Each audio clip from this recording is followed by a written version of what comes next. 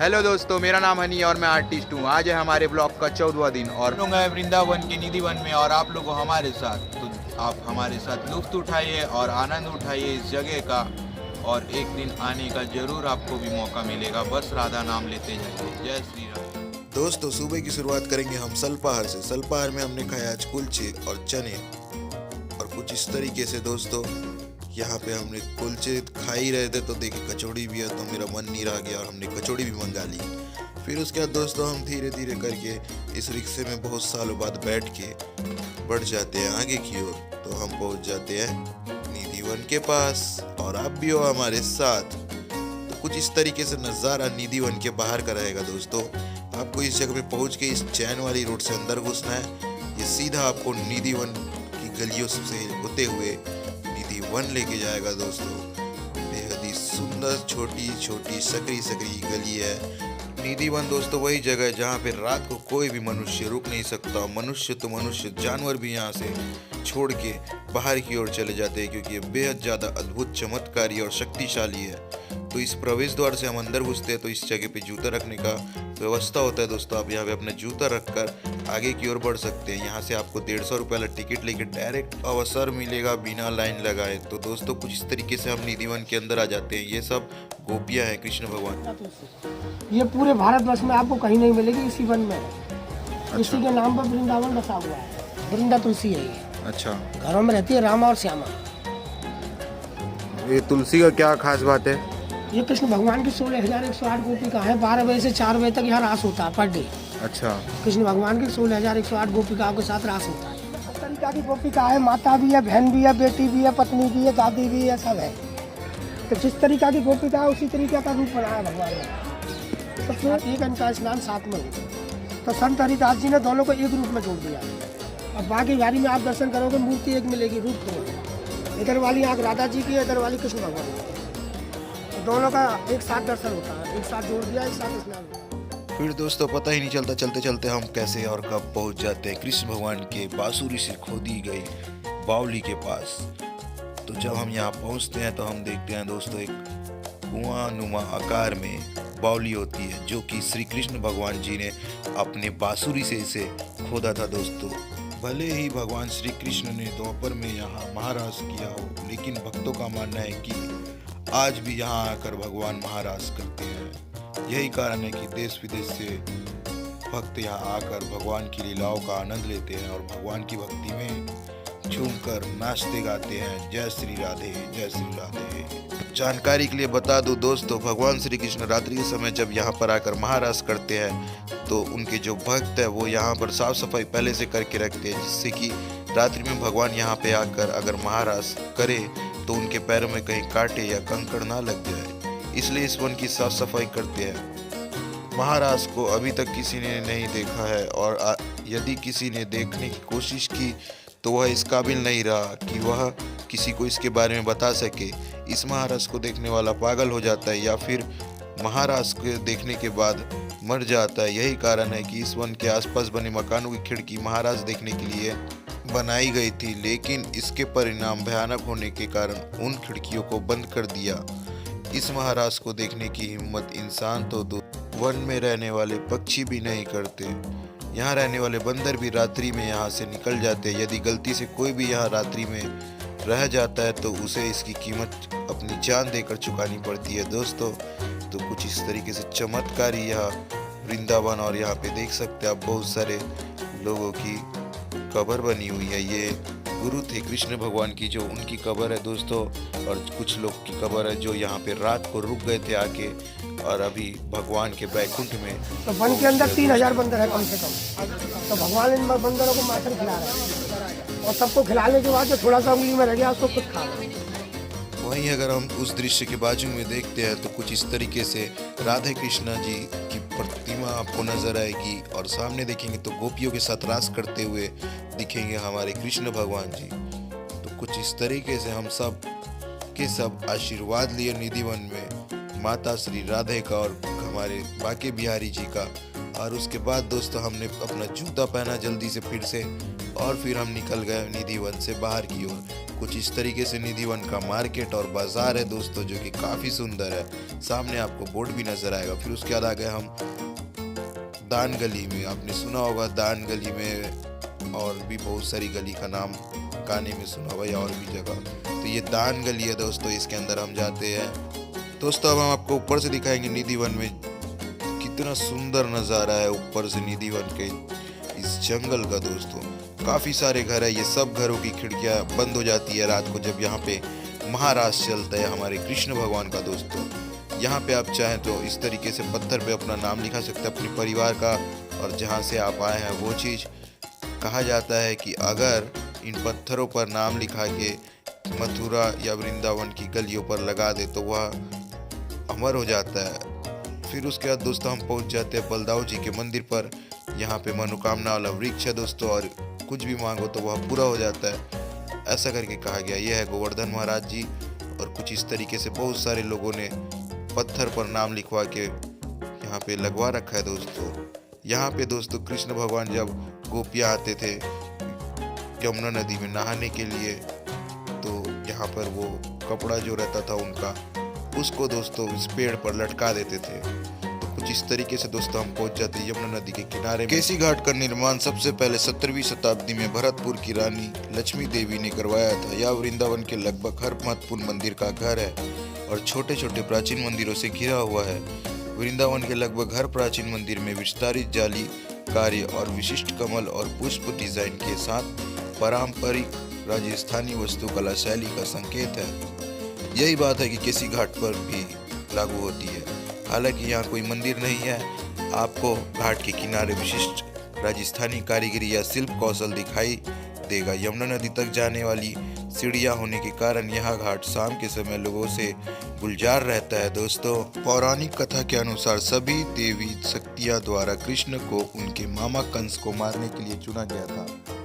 कंस ने जन्म से ही उस बालक को मारने की हर संभव कोशिश की जो उसे नष्ट करना चाहता था। इसलिए उसने कृष्ण को मारने के लिए विभिन्न राक्षसों को भेजा, और एक ऐसा ही राक्षस था विशाल अश्व राक्षस केसी।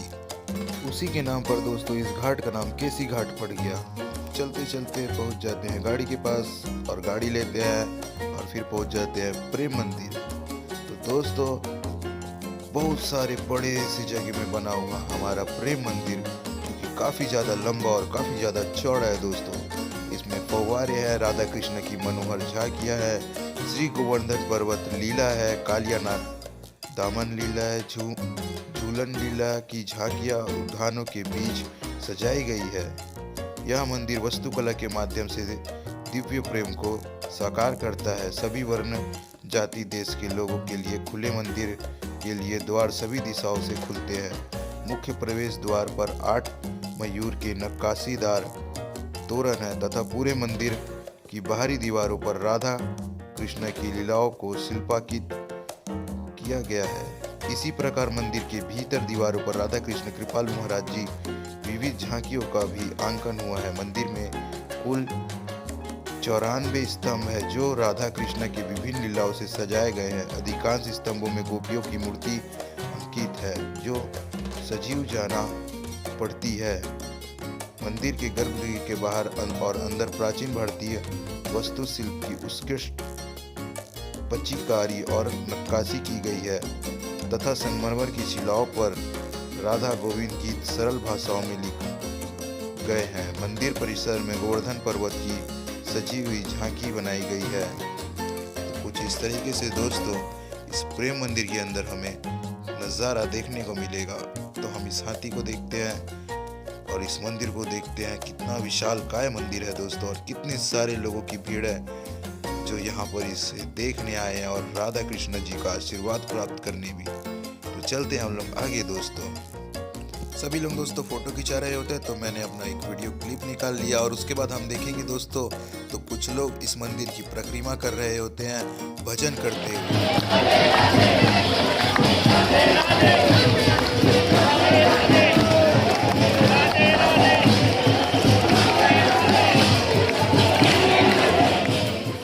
यहाँ बहुत सारी भीड़ होती है दोस्तों। इतनी सारी भीड़ की क्या ही बताऊं, आप खुद ही देख के इस नज़ारे को इसका अंदाज़ा लगा सकते हैं। फिर उसके बाद कुछ इस तरीके से प्रेम मंदिर हमें दिखेगा और कुछ इस तरीके से दोस्तों इसका कॉरिडोर को सजाया गया बहुत सारे झांकियों से दोस्तों, और बहुत सारी भीड़। और फिर प्रेम मंदिर को हम देखेंगे इस जगह। तो यह इतना सुंदर है कि दोस्तों क्या ही बताएं कि इसका अंदाज़ा आप आके देख के ही लगा सकते हैं। हम पहुंच जाते हैं गोवर्धन पर्वत वाली झांकी के पास दोस्तों।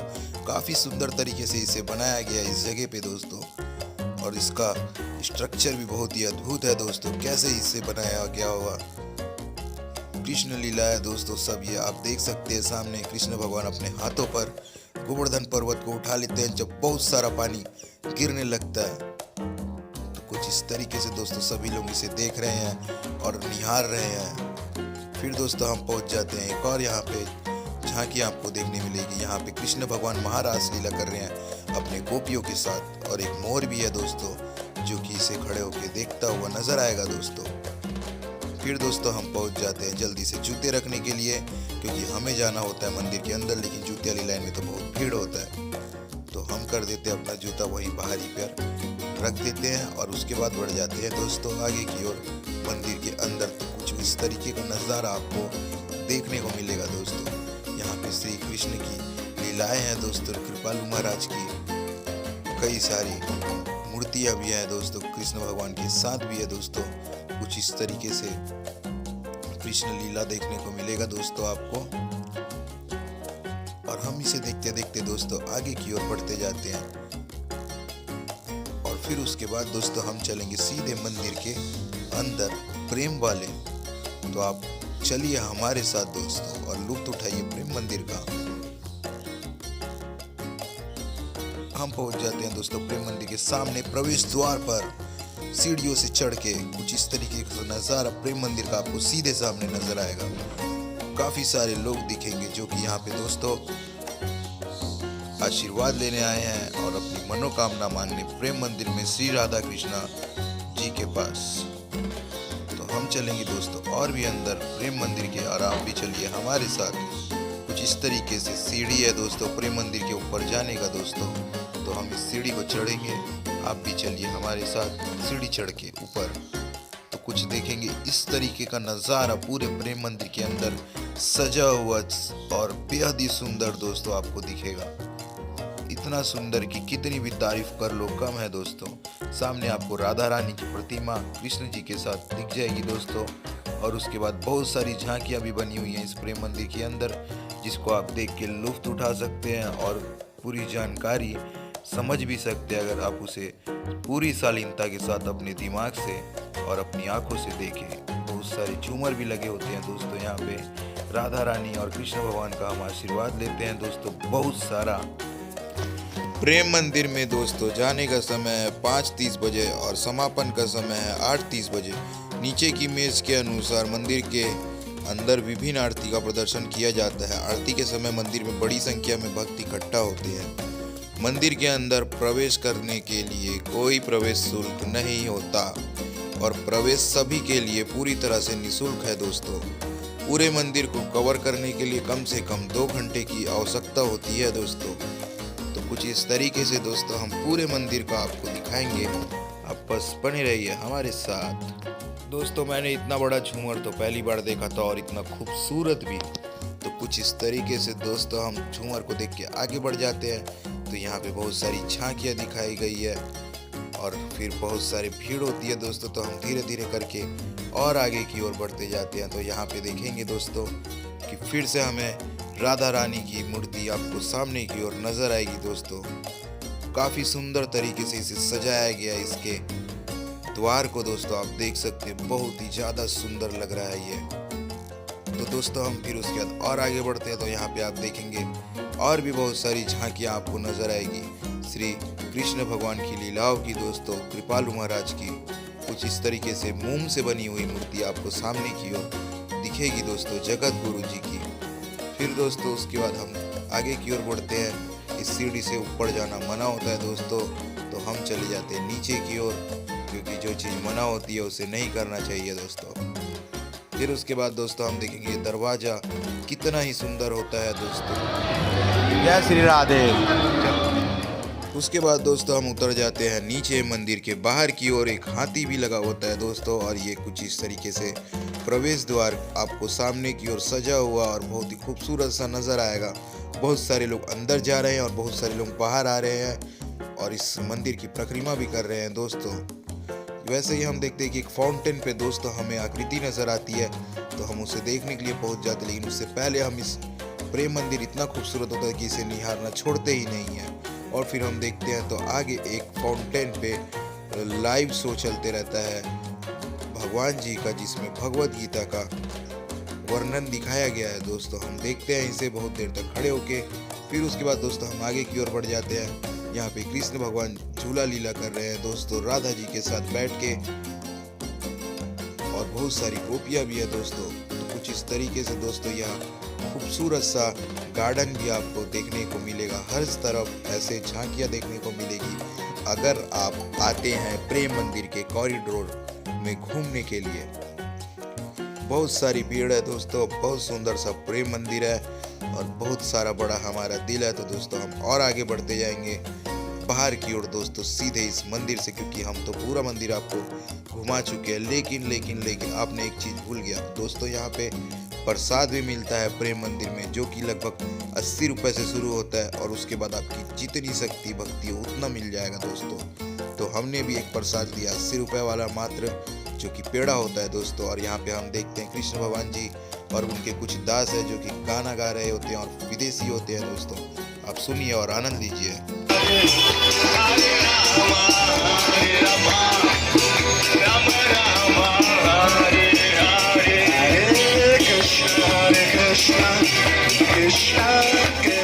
क्योंकि दोस्तों हमारा रूम पास ही होता है प्रेम मंदिर के, तो हम यह पाइनएप्पल खाते खाते और फिर रास्ते में हमें खिचड़ी का भोग भी मिल जाता है, उसे खाते हुए पहुंच जाते हैं अपने रूम के करीब दोस्तों। कुछ इस तरीके का कोहरा आपको सामने की ओर नजर आएगा। पूरे वृंदावन में दोस्तों कोहरा ही कोहरा और बहुत सारी ठंडी। और हमारे डिनर का टाइम हो जाता है दोस्तों। हमने खाया रोटी, दाल, मटर की सब्जी और चावल। इसी के साथ दोस्तों हमें आ जाती बहुत सारी नींद और हम चले जाते हैं सोने। बहुत शुक्रिया जो आप लोगों ने अपना कीमती समय दिया। जय श्री राधे, जय श्री महाकाल, जय हिंद दोस्तों। अपना ख्याल रखिए, स्वस्थ रहिए और मस्त रहिए।